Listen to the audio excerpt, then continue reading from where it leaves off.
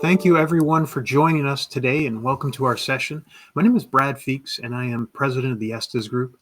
In celebration of Estes Group's 20th anniversary, we're conducting a series of conversations with some of the friends and colleagues that we've met along the way. And my guest today is Uni Bryant at Rubber Tree Systems. Now, Rubber Tree, they're a leader in sales automation, bridging the gap between an organization's ERP system and the needs of their sales team. And Estes, we came in conversation with Rubber Tree through our mutual affiliation with the Profit 21 user group. Now, Uni, she serves as Rubber Tree's unofficial Swiss Army knife, aware of many hats. She works both in the sales, the implementation, and the product development side of the organization. So with that, I wanted to sit down today with Uni and discuss her life, her career, and some of the lessons that she's learning along the way. So thank you so much for joining us today, Uni. Thanks, Brad. Happy to be here. Awesome. Now, if I remember correctly, you're approaching your 5-year anniversary with Rubber Tree. So congratulations on that. These days, if folks can make it past the first year, that seems like a celebration. I'm going on my 10-year right now with Estes. So I'm feeling very old. Yeah, 5 years is an accomplishment for sure. That's next month. Yeah. Good. Yeah, I started Estes, had a full head of curly hair. So watch yourself here. You might want to start, dusting off the resume, perhaps. Right. So that said, tell us a little bit about Rubber Tree Systems for starters. Yeah. So Rubber Tree started about 18 years ago, and over the years we've acquired several products, but we really have products that enhance manufacturers and distributors. So we have products for both manufacturers and distributors.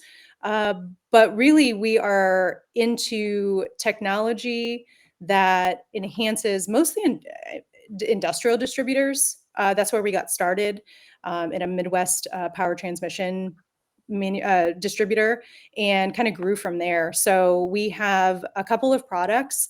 Our kind of flagship product is our mobile sales, or rubbertree.app is what it's being rebranded to when we have a new platform out. But that product is what, when you say sales automation, it is really a tie to ERPs into a platform where sales teams and really anybody in a company can have easy access to data that's within your ERP, on any device connected to an internet. So a lot of the struggles that we hear from distributors and light manufacturers is that you have all this data in your ERP, but you may have non-technical users trying to get that data out. It's very complex and complicated. ERPs do a great job in being able to input data and run your business, but a lot of times the reporting needs and the data that you need to get out of it to service your customers and sell them more is a little bit inadequate. So we come into play. We kind of become a front face, like an interface, an extension or an arm of an ERP, so that you have a place to go to get all your information. It's easy to use, has a lot of reporting capability. We do have some CRM functionality as well. So one place you can access your customers' information from your ERP anywhere. Nice. Yeah, I see that with my customers. They look at this big wall of data inside of the ERP system, and it's a little overwhelming. They don't know what bit or byte to separate in terms of which one is important, which is not. That's right. Seems like that's a real valuable piece there. For sure. And we have web query as well, huge in the P21 space. Now, of course, rubbertree.app or mobile sales, we integrate to lots of ERPs. Web query has a huge P21 following, and you're able to tap in and create reports through web query where you don't need to know SQL. You don't need to really know P21, right? You can go in and start creating reports. Even non-technical users can go in and create reports through that tool. So really, really helpful. Nice. Yeah. I like user-friendly query capabilities. Anybody who let me near the back end of a SQL query tends to regret it. So I get that entirely. Yeah. Yep. So tell me a bit about, Rubber Tree is a third-party system. Given that we go to a lot of trade shows and conferences, when I go to the Profit 21 user group, or the WUG as we call it, it's almost all from a booth standpoint. Yeah. third-party solution providers, folks like yourself that are providing auxiliary functionality that's kind of bridging the gaps that a base system has and doesn't, for whatever reason, provide. Either it's too complicated or they just never got there or whatever. And then folks like yourself are coming in there and offering these auxiliary capabilities that help really kind of make use of it. But figuring out what to do for me always seems like the biggest question there. How does Rubbertree figure out the needs of the market and kind of understand what those are, where those gaps really are, and then what they might be able to do to bridge We them? don't have a hard time at all because our customers tell us. Our customers are very vocal. But also when you kind of serve one singular industry, right? We're in distribution, mostly industrial distribution and manufacturing, light manufacturing. You kind of see trends within the industry, right? Most of our customers are looking to Rubbertree and looking for very, very similar functionality, very similar reporting. They're all going about business. Their businesses are unique, but they're going about business in similar ways. So, our functionality that's been added, we go in and look at every single request that a customer has, that they are asking for enhancements or new features, and usually it's the majority of our customers could use that feature, right? And it fits a need for a lot of people. It's usually an outlier when somebody asks for something very obscure, right? And then we wouldn't probably add it to our software. But our customers definitely keep us abreast of trends in the industry, what they're looking for, different new reporting metrics, or if they're integrating with another software or another affiliated group and they need special reporting, they're reaching out and they're letting us know for sure. And then we do our best to add that functionality to our systems. Yeah, it's the interesting thing when you're in a systems world, and users these days, especially with mobile devices and such, are getting so careful and capable at navigating devices in a way that I wasn't there when I first entered the IT world. So to see them looking in and saying, well, you can do this in TikTok, why can't you do this in Rubbertree? And Yeah. then I imagine you're trying to figure out what kind of song and dance you need to do now to get a video sharing service inside of your app, which would be, I'm very glad I'm not in your business on that front. But yeah, I imagine that is a constant conversation there, especially in our mobile world. Yeah, I mean, there's lots of conversations happening right now for Rubbertree and probably for everybody in the industry. Gamification, AI. Like what are we adding? What are the trends that are happening? Socially, and how can we start implementing some of that into Rubbertree so it's modern and up to date and trendy, just like everything else.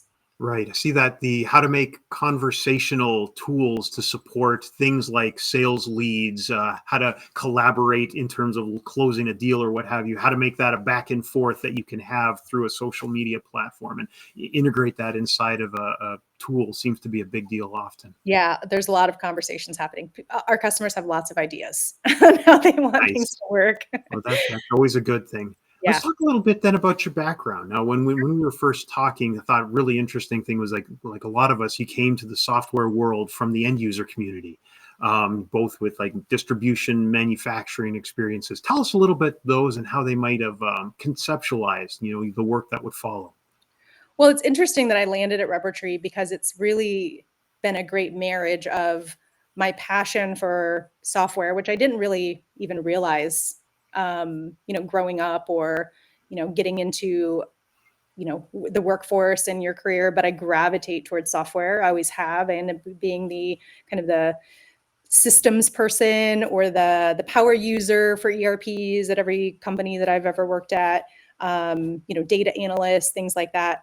And so I ended up in roles where I worked for Hercules Tire, which is what was a distribution company that got purchased by one of the largest distributors of tires. And then I've also worked as like a production planner for a manufacturing plant. So all of that kind of helped me with my knowledge of, what Rubbertree's customers do and how they go to market and how they do business and, how ERPs work to support those types of businesses. So it's really been a great experience to go through that from an end user perspective, going through production planning, seeing warehouses work from the ground up, seeing how manufacturers go through production planning and then being able to marry that with Rubber Tree's products who Right. are just supporting these types of customers. Yeah, it's funny. I run into so many people in the consulting and implementation world, and they're always the guy who their neighbor knocks on their door. Can you help me set up my DVD player? And, those people who can, oh yeah, this is an HDMI and this is a USB, and they don't connect. And yeah, those always end up being the people that find their way into software. Yeah, for sure. For sure. Funny. Any key differences you've noticed between distribution and manufacturing that kind of highlights some of the different ways that similar folks view the world differently? Oh, that's a good question. I'm not sure. So, obviously distributors are moving product and manufacturers are making product. I'm not sure if there are key. The only one I've noticed lately is Yeah. distributors generally are very happy right now. Manufacturers are kind of grumpy because when price goes up, right, when cost is a problem, when scarcity is a big deal, the Yeah, you're distributors right. suddenly are making money and the manufacturers are spending it. So whenever I consult with a manufacturer, they kind of have that scowl on their face. And in the distribution world, everybody's kind of happy. Hey, have another martini. It's on me. You're You can right. imagine who I try to hang out with in life. So we've talked about the School of Hard Knocks. That's kind of been mine, but I do like to read the occasional paragraph on occasion. So let's talk formal education. I thought that was intriguing that yours has been in entrepreneurship, which seems obviously in the world that we're in a great fit. So in terms of your education, what things did you learn from your book learning? What did it prep you for? And what kind of things were caught by surprise that you wish you had known before you jumped in?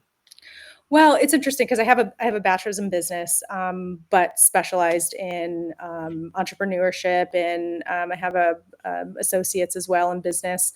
And I feel like my path toward entrepreneurship, obviously, people always think they're going to, own their own business, but I think that really gives you a well-rounded view of how businesses run, right? Instead of just going into, let's say, accounting, right, or finance, or something very specific, and you usually get a little bit of an overview, but you're very, singularly educated on that one thing, that one aspect of business. And I really like entrepreneurship because it allows you to have this kind of full 360 view of what it takes to run a business in every aspect, and then bringing it all together and seeing it at a high level. And I think that's really helped me in my career, with several companies, being able to kind of jump in and be a part of lots of different teams and initiatives and departments, and kind of see things at a higher level, but then be able to drill in and dig it into the granular aspects of each one of those functions. Awesome. Very Yeah. cool. And to our viewers out there, I am watching the chat both on YouTube and on LinkedIn as we go here. So when you see me staring off, I'm not playing Angry Birds or anything. I am actually just following the chat, making sure that we're keeping up. So by all means, if you have questions, comments, please feel free to feed those into the chat. We love these to be a conversation as much as possible. Hi, Dan. Give you a shout out to our friends at Unified AR. Yes, big shout out to Dan Hatcher at Unified. So he's out of the Nashville area, if I remember correctly, and he's going to be at the Nashville, what is it, Epicore's Insights event is going to be over there. So Dan is promising that if I stop off in Nashville, he'll feed me all of the native barbecue, which Hey. yeah, so no argument here. I spent my whole life trying to figure out all the regional barbecue worlds, right? If you're in Kansas, if you're in Memphis, if you're out in the Carolinas and in eating mustard sauce for some reason, all the good things. And on that note, let's talk about a little bit. So one of the interesting things, Uni, when I see your posts on LinkedIn or what have you, quite often you're hanging off of a mountain with a pineapple in hand, and you've done, a tremendous amount of travel. You've been able to fit in both a personal level and a business level. Tell me a little bit about, some of your travel experiences and all the work you've done here in that area. Well, I'm going to Peru next week to hike Machu Picchu. So that's the next thing, the next adventure. But I think it really goes back to my childhood. I grew up, my dad was in the Army, so I'm an Army brat, moved a lot, went to 12 different schools, used to, like, I lived in Germany, grew up in Colorado and California, and my mom's from Korea, so went to Korea with her. I've done personal travel even from an infant my whole entire life. So that kind of just kind of transitions over when you become an adult and you can make your own decisions and spend your own money on what you want to do and where you want to spend your time. But last year, well, starting in September 2022, my boyfriend and I decided that after going to several conferences and doing some personal traveling, that we had gone to like 12 states in 2 months or something. And, you see it on social media when all the states are listed and everybody's like, oh, how many states have you been to? Check the boxes next to every state. And we just thought, well, I wonder if we can do all of them in a year. And we ended up accomplishing that, going to all 50 states in 49 weeks. And along with traveling internationally several times. But yeah, we just both have a passion for traveling, seeing new things, going to different places. We were just in the Galapagos. We're going to try to go to Puerto Rico and Portugal this year, along with, we've got the list is never ending. So we just try to knock it out. Right. We did some of the same. My son and I have a little list of all the states that I've visited for work specifically. So I check them off whenever I get to do that. I was in Chattanooga and he was chewing me out because I didn't take the extra 15 minutes to do a little button hook through the corner of Alabama, because Alabama is still on the list. So next time I'm in that area, I got to do that little button hook and make that happen. Yeah, lots of states that we hit were just, passing through. Okay, how can we get to 3 states at the same time? Or are we going to go to the Four Corners, USA, and try to hit a lot of them at the same time? So yeah, definitely stopped in, did some wonderful long, obviously spent 10 days in Hawaii, went to Alaska and did some hiking in Denali, and we've been to Glacier National Park, and we're hikers, backpackers too. So try to get in and, get dirty and get in there and really feel the place in person. That's nice. Yes. Yeah, I would say some of mine have been of that variety where you pull over to the roadside and take the selfie with the "Welcome to Kansas" sign, and then the truckers pass by and give you that knowing glance and shake their head and move on. But I've done that. And then, hiking, do you find yourself are you constantly ready to hike, or do you have to train up for a big hike like Machu Picchu? Well, generally, I've done some pretty big hikes that I didn't train for. Did I live? Yes. Was it comfortable? Probably not. So for this, I have been training. I've been, like yesterday, I went to the reservoir and walked 5 miles, right? And I've been trying to train on a incline treadmill, because it is the peak that we're going to is, actually a 5-day, 5-night hike on the Salcantay Trail, the back trail, unguided to Machu Picchu. And the pass that you have to go through, the highest altitude is 16,000 feet. So, and of course, I live at sea level. So definitely trying to increase my endurance, and not try to get into trouble while we're out there. Yeah. Nice. There's this, I forget which pilgrimage it is. One of the Catholic pilgrimages somewhere between Spain and Portugal, where you do a bunch of that. The El Camino or El Camino. Yes. And my wife is trying to convince me, we got to do El Camino. I'm like, honey, we're not Catholic. She's like, I don't care. I'll convert. We'll put that on the bucket list, but that seems like a nice one. Yeah, that's on my list as well. Oh, cool. I've been in Arizona a lot, and Tucson has some of those hikes that aren't really hikes. They're more climbs. They're kind of like you're going up an escalator the wrong way, and they're very humbling, if nothing I just did else. one of those a couple months ago in Tucson. Yeah, absolutely. Know exactly what you're talking about. Those shake you up in a hurry. So any favorite places that you plan on going back to for those of us who aren't as well traveled? Any kind of like hot spots that no one knows about, but they should? Oh man, that I'm planning on going back to. I usually don't plan to go back to many places. I've got too many places on my list that I want to see. But if you're a hiker and you're in a backpacker, Havasu Falls in the Grand Canyon in Arizona was just an amazing part of our country. It's the Havasupai tribe that resides there. They have a reservation, and you do have to hike like 11 miles down into the Grand Canyon and to their camp area. But it's that blue, green, turquoise water with beautiful waterfalls, and then you can walk all the way down to the Colorado River, where the Havasu Creek and the Colorado River combine. It's just beautiful. Oh, that sounds Yeah. awesome. I've Yeah. never done the Grand Canyon. Again, that's one of the ones where I drove by it. I was going from Tucson to Las Vegas for a conference. I was able to hit Meteor Crater, but then I didn't get as far as the Grand Canyon, and that's one of my regrets of that time. So still need to do that. Yeah. And then for me, it's Savannah, Georgia, because it was largely untouched from the Civil War. So its architecture is really authentic. So it didn't have to be rebuilt. It's just there. And I find myself just walking around gawking at houses, which gets you into trouble if you gawk too long. You need to kind of keep moving. Buy one. Yes, exactly. Yeah. Well, Are you buying it or just staring? That sounds familiar. Savannah has an interesting road structure as well. Like if you look at it on a map, it's very well organized in these little areas. You'll see if you have never looked at a map of Savannah, and then there's like parks. Oh everywhere. yeah, the little centralized The parks little with the centralized fountain right parks. in the middle. I love Yes. the fountains. Yes. Yeah, I was counting fountains. I lost fingers and toes by the time I hit them all. It was very cool. It's a beautiful city. The trees, it's just beautiful. Awesome. Awesome. So one of the things I think when we I think the first time we met was at a conference. This would have been maybe Atlanta. It was one of the WUG conferences. My first was Atlanta, and I think Rubber Tree was the platinum sponsor that year. Yeah.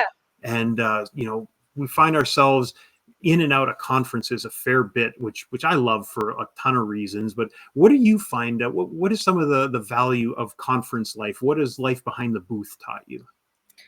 Well, it's interesting because I manage implementations here at Rubber Tree. So I get to interact with customers, right? Implementing the software, helping them on their journey. And usually booth work is generally a sales function, right? You're trying to sell to more companies, get your name out there. But I like to marry the two because really, like, to be able to see my customers face to face and interact with them and shake their hand and talk to them in person, and kind of put a name with the face. That's where I get a lot of enjoyment. So that's why I like to go to the conferences. I get to see all my people, right? We get to actually have conversations. And then it's really, really interesting because even at P21 WUG, we have a huge following. We have tons and tons of customers, and Rubber Tree is usually in the conversation topic, right? In those meetings that are happening and amongst peers. And so we get to have our existing customer base refer, new customers to us, walk them up to the booth, and be a personal referral. And those are the best moments, right? That makes you really feel good. Like we're actually doing the right thing. Right. No, that sure is. I always try when we go to a conference, when possible, to bring in a consultant and or a technician, because those are the folks we find that people really want to talk to. It's like, I don't want to talk to a salesperson. I want to talk to someone who knows what they're doing. And say, okay, well, here, let me introduce you to Caleb or to Brent. And then you just get to sit in and listen to them. They go down these P21 rabbit holes and trying to find all the flush things there. That can be a lot of fun. For sure. And for me, because I manage the implementations and end up really being a subject matter expert in the functionality, right? So I can usually answer all of the questions. It allows me, because I'm not in sales, right? I'm more customer success and implementation geared, but it allows me to be there in front of the customer, and I can answer any questions a prospect may be able to, may have for us, without having to bring in a separate technical resource or something like that. Yeah, it's almost the opposite. If I bring somebody to a show or if they come with me, it's usually somebody in sales. You're playing the techie role. Perfect. Right. Yeah. Yeah. No, that's awesome. I have fun times at conferences when you realize that the customer doesn't have a need for what you want. So there'll be guys, they come up here and they'll kind of look you up and down and say, okay, what do you do? And is it of any benefit? And you give them Right. their, this is what we do this, you do that. And you kind of talk through it and you get to the point where, yeah, you really don't need us at all, which is in sometimes a relief, because then you can just kind of high five them and start talking about football. That works Right. well too. No problem with that. I Yeah. imagine this is also an opportunity for you to get like, that input that you keep talking about, a great time kind of on the fly. Well, especially after people have had a few drinks, to get feedback on how things are going. Oh, yeah. And like I said, our customers are not shy about telling us exactly what they think about our products. And most of it is great, right? It's great feedback. It's really helping them.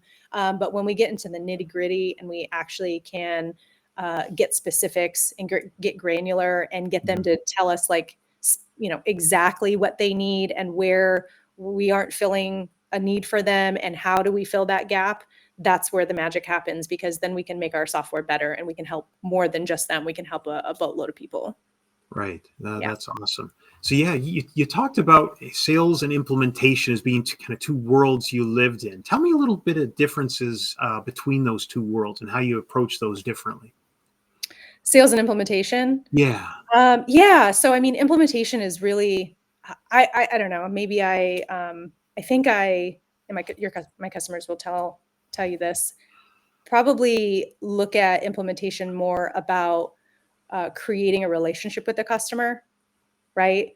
Not just like slamming them through an implementation process, and maybe that's the same as sales, right? That you want to be able to create a relationship. I usually don't see that within implementation with other companies though, where you can call somebody buddy and really mean it, right? Like be able to create a relationship, understand who they are personally and from a business aspect. What is it that they need? How are they unique and different? And then kind of, tailor their experience based on what I learned from them. I think that sets us apart here at Rubber Tree. But, we try to do that really well here, trying to understand even from a personality perspective, how we can best help that customer. And I think that's important. And then from a sales aspect, again, I don't do a whole lot of sales except for go to conferences and shows. So that, there's a ton of stuff about sales I don't understand and I don't know. And honestly, all I do is try to go out there and meet people. And if they buy from us, great. If not, we made a new friend. And we have people out there that, they don't have a need for Rubber Tree. They, unless they change DRPs or, went to something different, that they'll never use Rubber Tree, but are huge fans of ours and refer people our way. And, we're just known to be great people. So they want us to be successful. So, yeah. Nice. So from an implementation standpoint, how long does an implementation of Rubber Tree normally take? So I tell my customers, it really depends on them. We've got customers that say, we want it up. And it depends on the product. But if we're talking about mobile sales, I've implemented mobile sales in a day. We get connected. We can do training. We can move as fast as they want to move, especially if there's deadlines. But I also have customers that buy a product and I don't really understand it, but they buy a product, they sign up, and they never give us the resources to move forward, right? They're always, they never make us a priority. We've got customers that, after a year are still trying to get us connected to their ERP, which usually does not take that long, an hour or 2 hours, but they just don't give us the time. So I would say that within a month, we usually are up and running and training users and everything like that, if everything goes well. But again, I've done it in a day and I've done it in 3 years. So Oh, funny. Yeah, I run into situations where you implement the system and the system's live. And I know this personally. When I first implemented my first ERP system, when we were going live, I thought I was the relative expert on the subject matter. And then we actually faced a whole bunch of real world challenges. And it was it was kind of kind of like the fall of Adam, right? I kind of fell, and then I had to slowly crawl my way up to feeling like I actually had competency. What's that ramp up time normally look like for Rubber Tree users to get to that point where they can not just use the system, but really leverage it?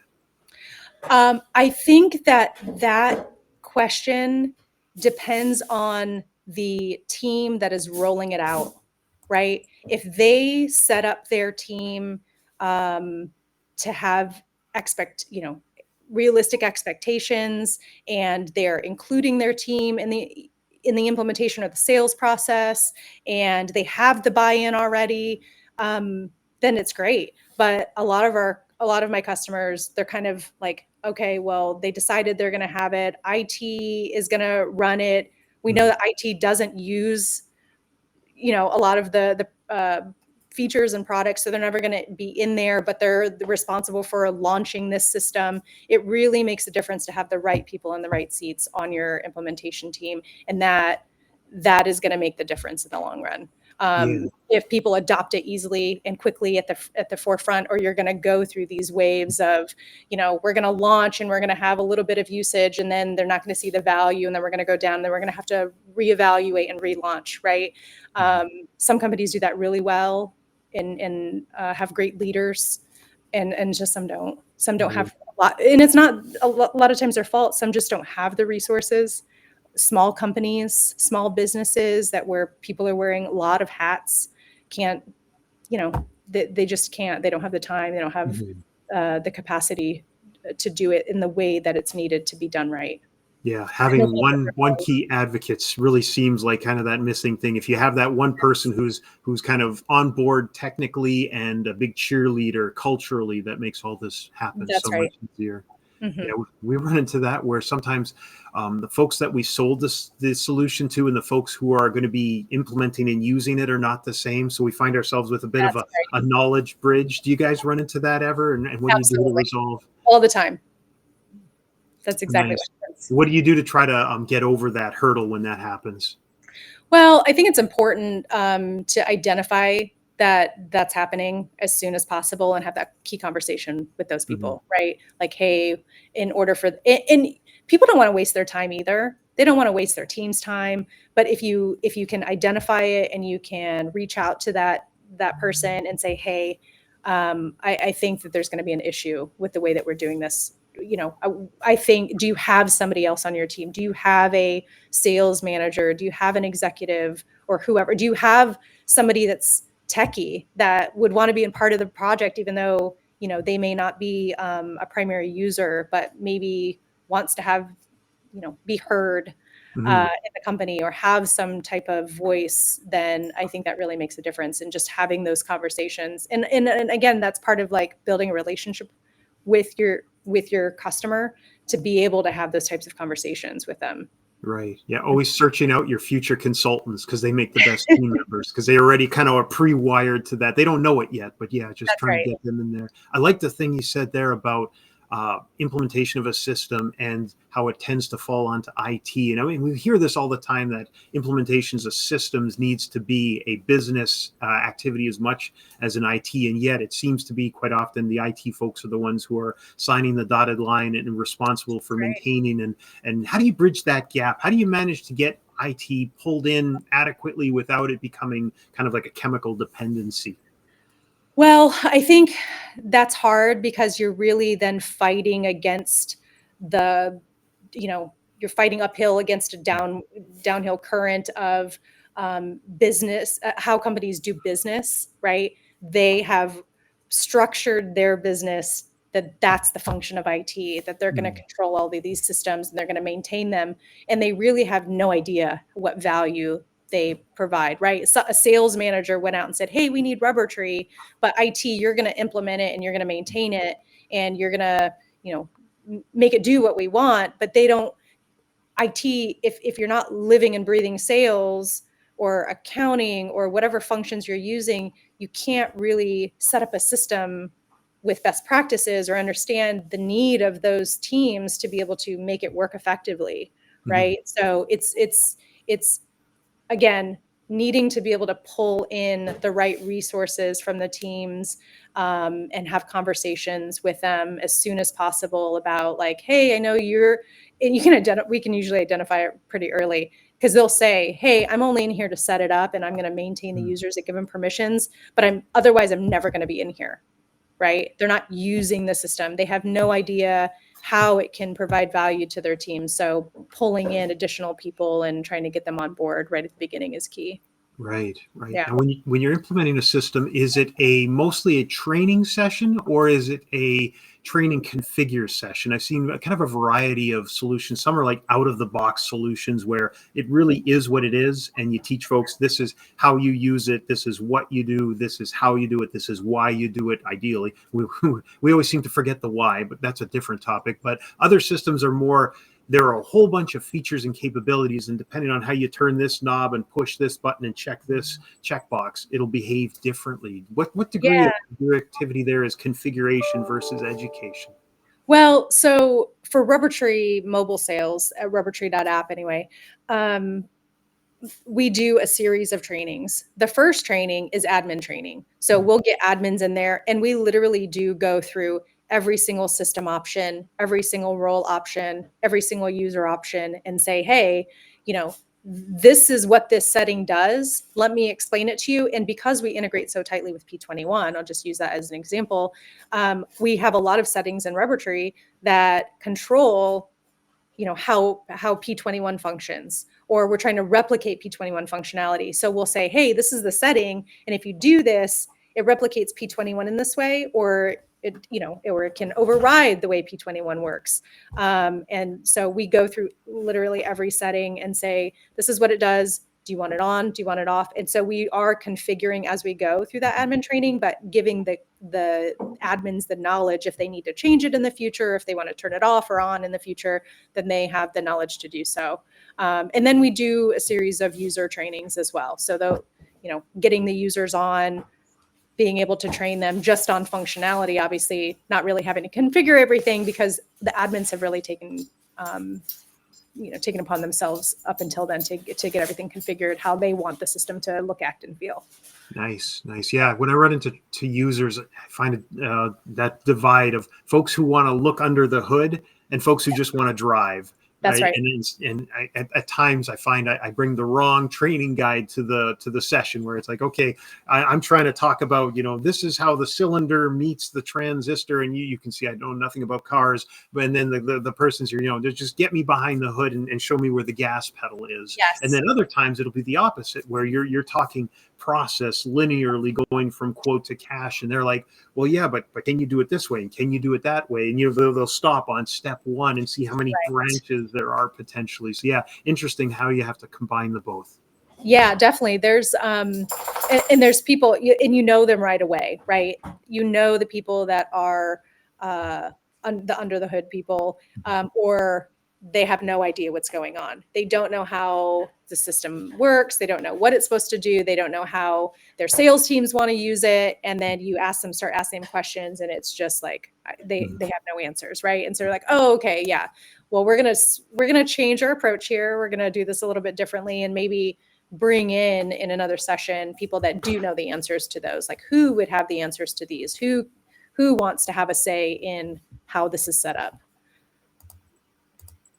Nice, nice. Now let's talk a little bit about product development, because you know one of the many hats you wear at Rubber Tree has to do with product development, the enhancement of the solution, the integration of new modules, the development of new modules from scratch. And being a Scrum Master, that seems like a really intriguing world, one that I haven't played a whole lot in. But tell me a little bit about Rubber Tree's migration from a traditional waterfall approach to product development to one of more of an agile Scrum based. Yeah, so that happened a couple years ago, and it really happened at the time when we were rewriting our mobile sales platform into rubbertree.app. It was written on a completely separate tech stack. It is, you know, a single code base for all of our customers. So we really designed it differently. Zach Burkhands, our director of technology, took on that project and, you know, had a team of developers that were spread out across lots of different platforms and programs for us. And we needed a way, identified that we needed a way to structure the development process to make it easier for our development team. And Scrum just seemed like a perfect fit for what we needed.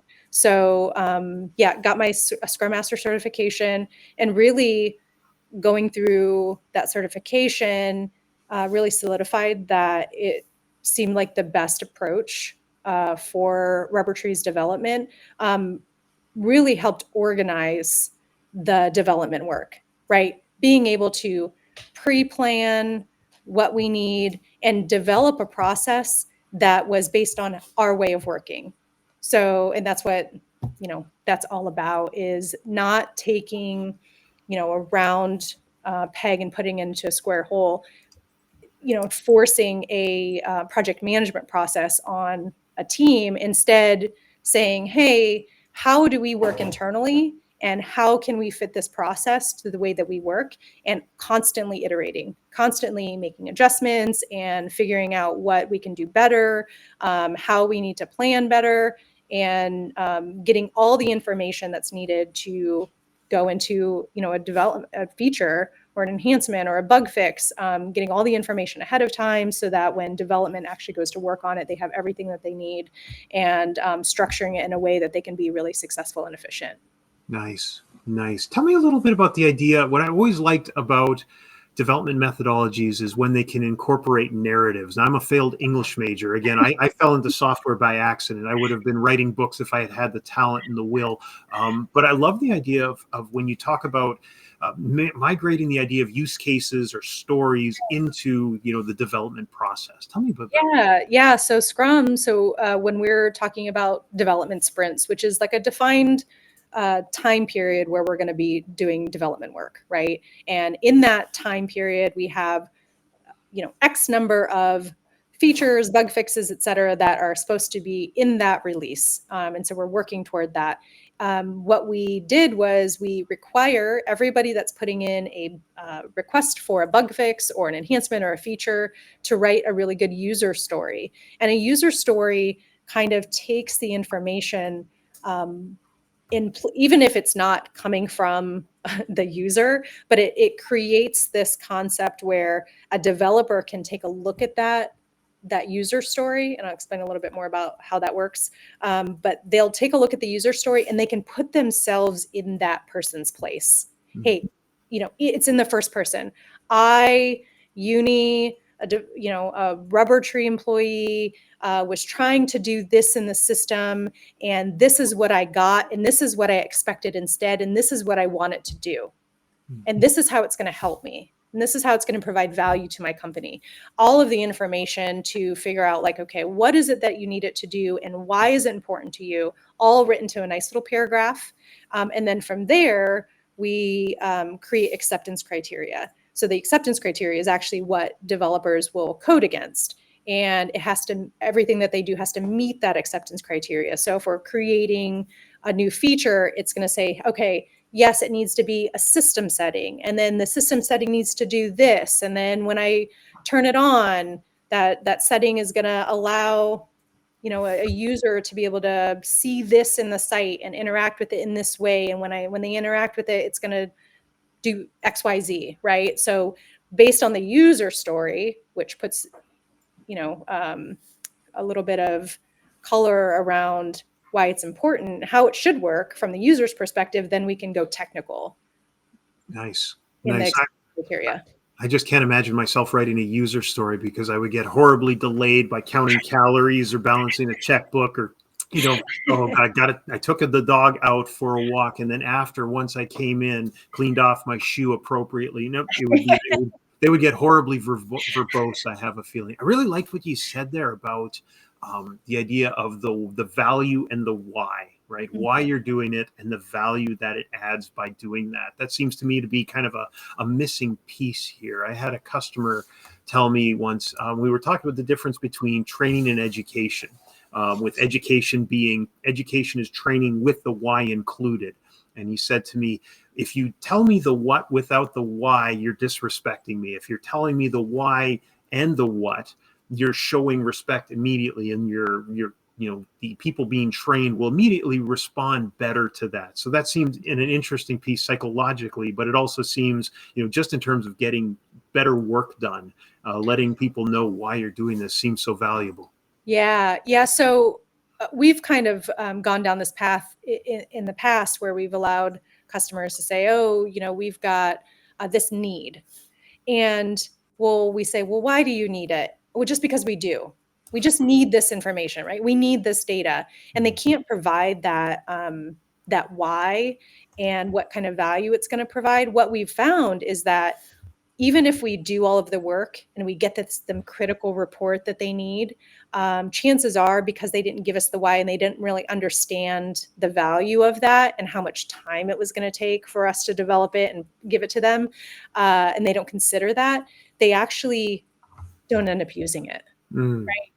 So we in the past, we created all these custom reports for customers and gave them all this customization ability, and they're really one-off cases. They're really these outlier requests, and it's just brought to light that, like, if you can't provide that why and tell us how it's going to provide value to you, then we can't justify spending the development resources and time to add it to our system. Now, if you can tell me the why and tell me how it's going to be valuable, then we can look at it from a big picture perspective and say, well, others in the industry also value this type of functionality or of this report. And then we can say, okay, should we add it to the big picture of Rubber Tree App, which is a collective environment? If we add a feature, we add it for everybody. Does it make sense for the majority of our customers to, want this and need it as well, that we spend the time and develop to that? Nice.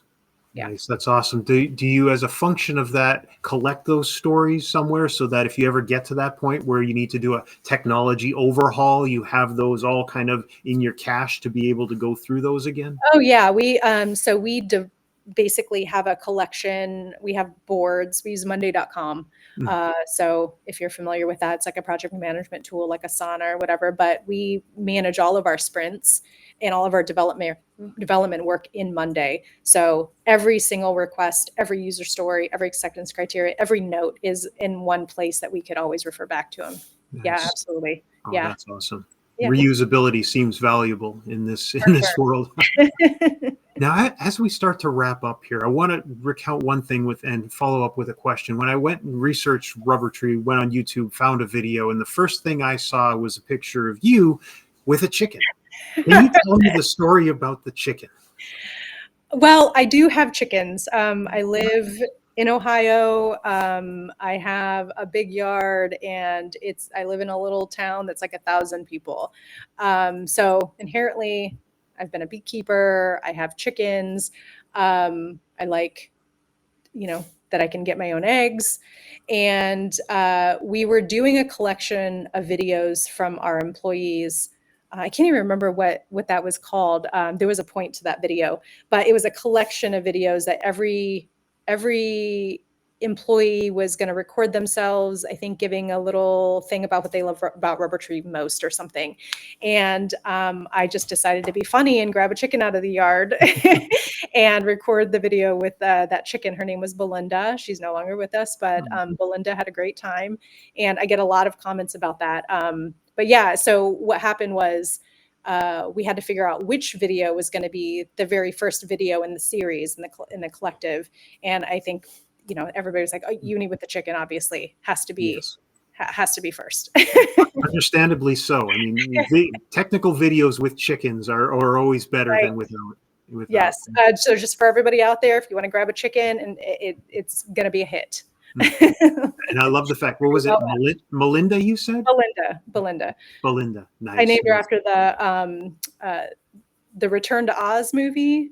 There's a chicken in that movie, and her name was Belinda. So, nice. Yeah. I have a consultant. Classic. Yeah, that is one of those. It's kind of like 2010. One of those movies that's almost better than the original, but no one's watched. So yeah, yes, awesome. Yes. Funny. I have a consultant friend in the Epicor space, and he has a farm at home. And he used to, when we were working on a project together, he'd bring a thing of eggs every day. So I'd get to my keyboard, and there's a thing of eggs. Love the man. And we met each other again after the pandemic and had dinner. And I asked how the chickens were doing. He says, "Well, none of them lay anymore. Now they all have names, so they're pets. So now instead of eggs, he just has a big family of chickens." Yeah. I had really good intentions when I started on my chicken rearing adventure that I was going to have a 2-year rotation. I was going to get spring chickens every year. And then when they became 2, I was going to slaughter them and have chicken meat. And then, but year 2 came around and there was just no way. Right. So they all get names. Sometimes I do series of names, the last batch I had were all like Star Wars chicken names, Princess Leia egg, right? Nice. So, yeah. Oh, that's awesome. Yeah, I am a meat eater, and I enjoy chicken as a food, but I don't want to know the name. Yeah, and I couldn't go there. I'm too much of a softie for that. Yeah. Oh, that is awesome. Well, as we wrap the session up, Yudi, I really want to thank you for the conversation. This was a lot of fun. Really enjoyed digging in, talking a little bit more about everything going on in your world. Yeah, thank you, Brad. I appreciate the time. Super. And to our audience, I want to thank you as well for joining us today. One note, I want to note that an edited version of this recording will be released to our YouTube feed for those of you who might want to follow up on a specific topic, or those of you who may have missed this. I highly recommend the chicken piece at the end. And of course, we'll be doing more of these in the future. Sometime, Uni, maybe we'll bump into each other at the WUG and we can do something again, because these are a lot of fun. That'd be awesome. Yeah. So in terms of our next event tomorrow, actually, we're going to be doing a meeting with professional off-road racer and Epicor power user, Casey Curry. Whoever thought of power racing and Epicor ERP in the same world? Well, this time we're combining the two. He'll be discussing his ERP journey and the things he's doing for a living when he's not behind the wheel. So thanks again, everyone, for attending. Thank you, Uni, and have a great day, everyone. Thanks, Brad. See ya.